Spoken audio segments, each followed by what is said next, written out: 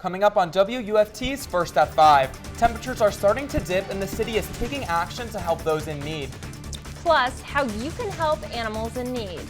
And how one man tells his story beyond the canvas. This is First at 5. First at 5. From the University of Florida's College of Journalism and Communications, you're watching WUFT News. We're facing unusually cold weather this week with a freeze warning tonight. Welcome to WUFT's First at 5. I'm Natasha Holt. And I'm Alex Lands. Natasha, I was down in South Florida over Thanksgiving break, and coming back up here, it has been such a jarring change in temperature. It has been chilly. So we're going to take a look now outside at our DOT camera. Roads seem to be back to normal after the holiday traffic, and it looks bright and sunny outside, but do not let that fool you. Make sure you're grabbing your coats as you head out the door this week. We're now joined by WUFT's William Maxham with the weather forecast.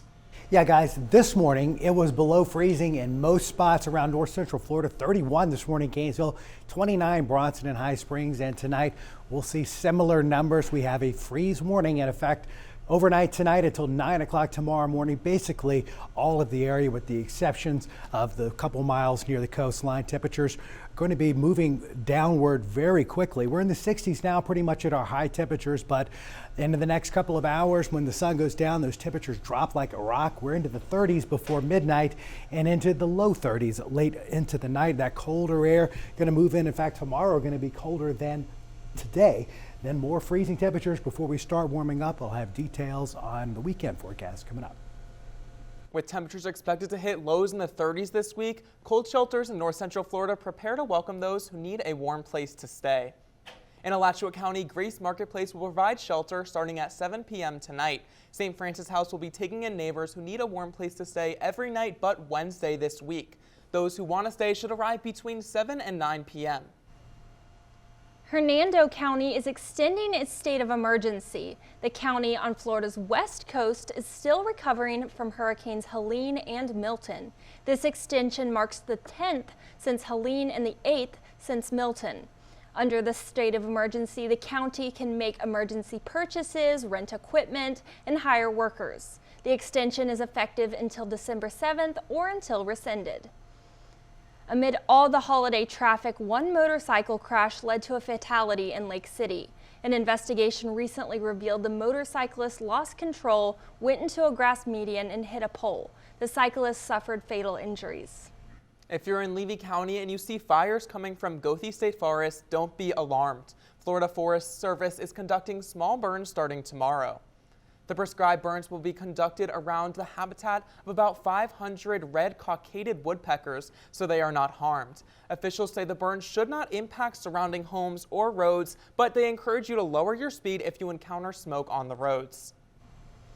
We have an update for you about a former preacher and Newberry Education First board member's child pornography case. WUFT's Bailey Korinek joins us live in the studio to tell us the latest developments. A case management hearing for Joel Searby won't happen until next year. It was supposed to take place today. However, a judge granted continuance in both of his sexual assault cases, meaning that the judge has agreed to postpone the hearing. Joel Searby was charged with felony counts of lewd and lascivious behavior, communicating to lure a minor, traveling to lure a minor, and using a device to commit a felony. Authorities arrested him in June. They say he invited a 15-year-old boy to his house for sex. He's been in jail ever since. He's facing charges of attempted statutory rape and possession of child sexual abuse material. The judge pushed the cases to January 6, 2025. Searby's past two hearings had also been rescheduled for a later date. Searby was a founding member of a group that organized a vote to convert Newberry's public schools into charter schools. We'll keep you updated with any further changes. Live in the studio, Bailey Korinek, WUFT News. President-elect Donald Trump's campaign promise to increase tariffs on imports could have serious impacts on Americans. Trump stated that he plans to implement a 25% tariff for goods from Mexico and Canada and a 60% tariff for Chinese imports. As a result, economists are now alerting consumers to potentially more expensive items in the next few months. Speaking of consumer spending, the holiday shopping season is in full swing. Amazon hit record sales on Black Friday and projects an even bigger Cyber Monday. With all this spending for the holidays, Florida Attorney General Ashley Moody warns Floridians to watch out for potential scams. Unfortunately, scammers see these drastic increases in spending and shopping as opportunities to prey on those seeking those good deals. Moody advises you to avoid these scams by keeping antivirus software up to date, only buying from reputable online retailers, and watching out for too good to be true prices. Alachua County turns 200. On Saturday, December 7th, there will be a celebration for the county's marking birthday. The event is at Madison History Museum from 9:45 a.m. to 3:30 p.m. Stop by the free event to celebrate Alachua's 2nd century. And continuing with more festivities, if you're looking for holiday events for the family to enjoy, Community Stages will host a holiday-themed sing-along event. Sweet Tunes Holiday Edition will have live music, an ugly sweater contest, and more you can enjoy with the family. This is a pay-what-you-can event and will take place on December 15th at the Chelsea Arts Center from 6 to 7:30 p.m. But guests are encouraged to arrive as early as 4 p.m. Up next, more on President Biden's pardon of his son. Then we take a look at how one local man is telling his story with the stroke of a paintbrush. All that and more when First at 5 returns. You're watching WUFT-TV News. President Biden pardoned his son Hunter for all past offenses and protects Hunter Biden from any government investigations. Now Biden is receiving backlash. NBC's Alice Barr has the latest on this breaking news story from Washington. Bipartisan pushback today to President Biden's decision to issue his son Hunter a sweeping pardon for any offenses he, quote, has committed or may have committed or taken part in over the past 11 years, including but not limited to all offenses charged or prosecuted. It comes just before Hunter Biden was due to be sentenced this month in both the federal gun case he was convicted of and the tax evasion charges he pled guilty to. The president not answering reporters' questions overnight. In a statement, he referenced Republican attacks on his son, writing that while he believes in the justice system, he also believes raw politics infected the process and led to a miscarriage of justice. The First Lady offering her support. But it's a sharp reversal from what President Biden had said for months. And have you ruled out a pardon for your son? Yes, I will not pardon him. Republicans slamming the president's decision, President-elect Trump calling it an abuse and miscarriage of justice. Some Democrats speaking out, including Senator Michael Bennet, writing, quote, President Biden's decision put personal interest ahead of duty and further erodes Americans' faith that the justice system is fair and equal for all. As the incoming Trump administration prepares to take the reins at the Department of Justice, the White House press secretary, who also repeatedly denied a pardon was coming, offered this context. It didn't seem like his political opponents would let go of it. It didn't seem like they would move on. President Biden made the announcement after a family Thanksgiving, an intensely personal choice with deep political pitfalls. In Washington, Alice Barr, NBC News. This holiday season, you can help homeless pets with 2 opportunities through the Humane Society of North Central Florida. Tomorrow, join the Giving Tuesday movement by donating to help animals in need. Your donation made through the organization's website can help provide care and a second chance to animals in the area. And this Saturday, find your new furry friend at the Humane Society's adoption event, Home for the Holidays. The event will be from 11 a.m. to 3 p.m. and visitors will be able to meet and connect with all dogs and cats up close. The special event features opportunities to give and welcome a new addition to your family. We have all pets that are 5 months and older. The adoption fees will be waived. Our puppies and kittens are obviously not, and our shelter will be open so you can bring your family and friends and you can walk through the shelter and meet the animals face to face. Don't miss this chance to make a life-changing difference for an animal in need. Find more information on the Humane Society of North Central Florida's website or Facebook page. After one life-changing event, Christopher Custer found a new form of expression, painting. WUFT's Charlize Ramos has more. When you take a step into Christopher Custer's studio, His passion for cars is obvious. From comic books to action figures to toy cars. Collecting Hot Wheels, his hobby? Always been around cars my whole life. But it's his talent you can't see that turns heads. The stroke of a brush. Watercolors can be a little tricky sometimes. A dip in the water. A variety of colors. Layer by layer. Christopher glides his brush's bristles to paint the scene of a New England escape. The ability to have a creative outlet has really changed my life. All of his pieces are unique, not because of the final product, but because of how he paints them. I was an average, normal human before I got hurt. At 21, his life was changed. I ran down and jumped in the water and I hit my head on the bottom.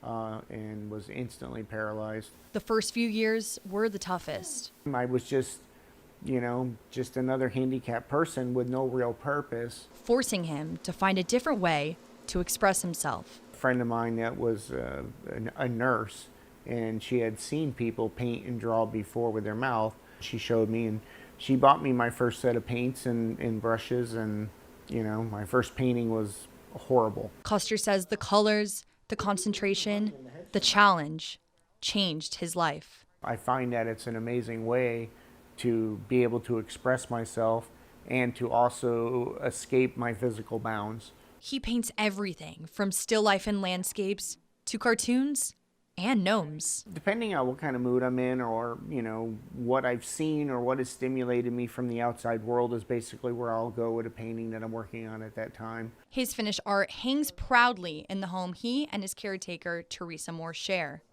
A space to create and showcase his masterpieces.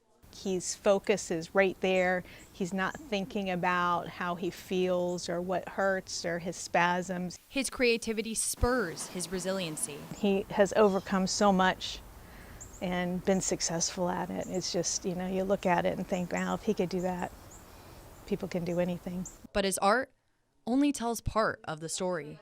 I think that people don't see the childness in him, the childlike texture of his personality. That playful spirit comes to life in his work and in his studio. I have been a kid my whole entire life.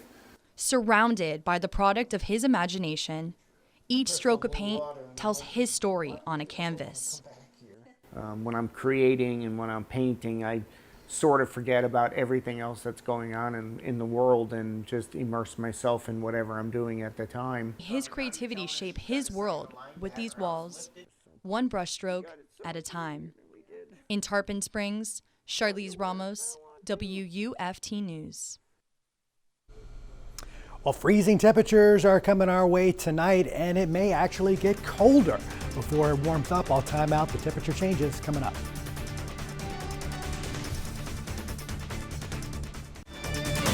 You're watching WUFT-TV News.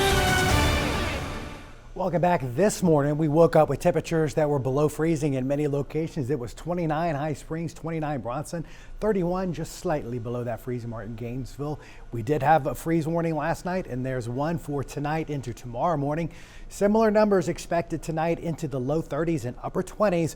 Pretty much everywhere that is away from the water by a couple of miles is where we think those temperatures are going to be at their coldest. Right now, it's 60 degrees underneath a perfectly clear sky. Temperatures are going to be coming down very quickly once the sun sets. Winds going to remain out of the north, but they'll come down a bit through the evening. Winds still gusting to around 20 miles an hour now, making it feel even chillier than these numbers. We did get above 60 today, but that's probably not going to be the case tomorrow. It's still 60 degrees Gainesville, 62 in Ocala. That wind blowing out of the north and northwest at that, so it's coming over dry land, so that air not only cold, also very dry because it's not living over the water. Now tomorrow morning we'll wake up again low 30s, upper 20s for most spots, and temperatures will respond to the sunshine into the afternoon. We'll warm up into the upper 50s. You'll notice a trend here, upper 50s into the 60s, into the 70s. Wednesday will probably still wake up with temperatures that are below freezing, but it's going to be warmer into the afternoon and much warmer on Thursday. That's just before another cold front. It's going to come our way and kind of slow down our warming process. Here's how things should play out. We have that cold area of high pressure settling on top of us.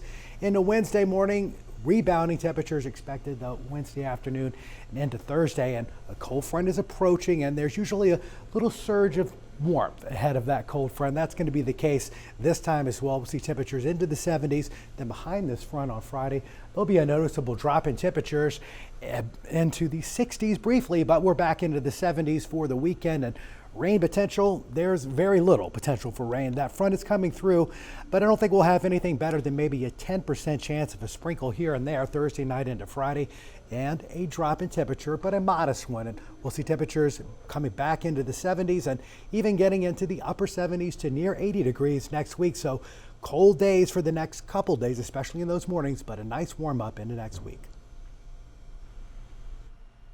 Coming up for sports, the Gators women's basketball team is playing at home tonight in the O-Dome with tip-off scheduled for 7 p.m. Finally back from a series of losses away at the St. Pete Showcase, will the team be able to turn around their current losing record of 3-4 and get back on track? You'll hear more about this and more after the break. You're watching WUFT-TV News. Welcome into sports. I'm Madison Walker. Let's throw it back to early November when Gator football was arguably at its lowest point of the season. Down 2 quarterbacks and down against Texas with a losing record, Gator fans were losing hope. Now the Gators are on a 3-game winning streak, and Billy Napier has earned his first winning season as head coach.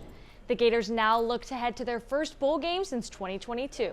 A bowl game win would put Napier at 500 overall over his 3 seasons here in Gainesville.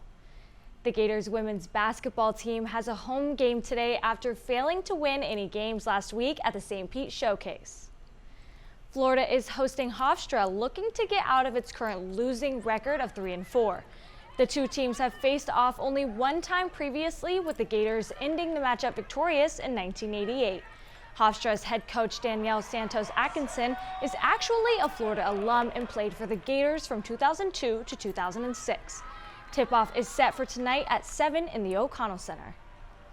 Gators volleyball is headed to the NCAA tournament after earning the 6th seed of the lower left region of the bracket.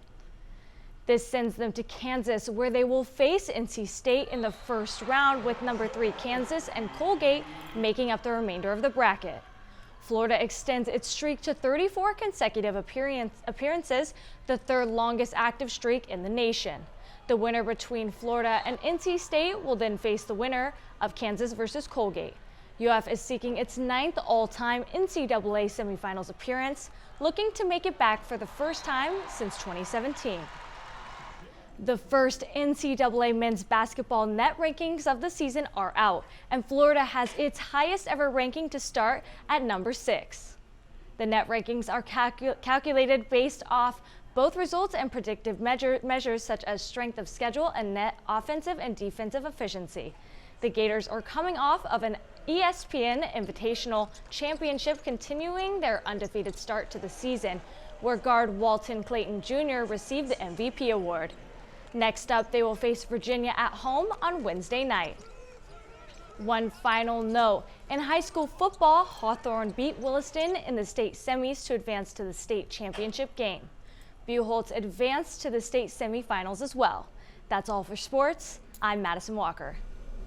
Thanks, Madison. Well, this is our last Monday show together, y'all, for the semester. Yeah. It's been a joy working with you. Bittersweet, but it's been great to work with all of you. So now can we get one last check on the weather? Yeah, it is the last check, and it is not a great one if you're a fan of warm weather. Temperatures are only going to be mild right along the water into the 40s. Elsewhere, you'll wake up with temperatures close to the freezing mark. There is a freeze warning in effect for tonight, but tomorrow we will warm into the upper 50s. That's cooler than it was today. We were into the 60s this afternoon, but after Tuesday and Wednesday morning, well, we'll start warming up back up into the 60s Wednesday, near average Thursday, but another front comes through and knocks temperatures back just a touch headed into the weekend, just slowing down that warming trend. We're back on it though over the weekend into the mid 70s and upper 70s early next week, but the rain staying away for the short-term dry weather and some very cold weather over the next 2 guys.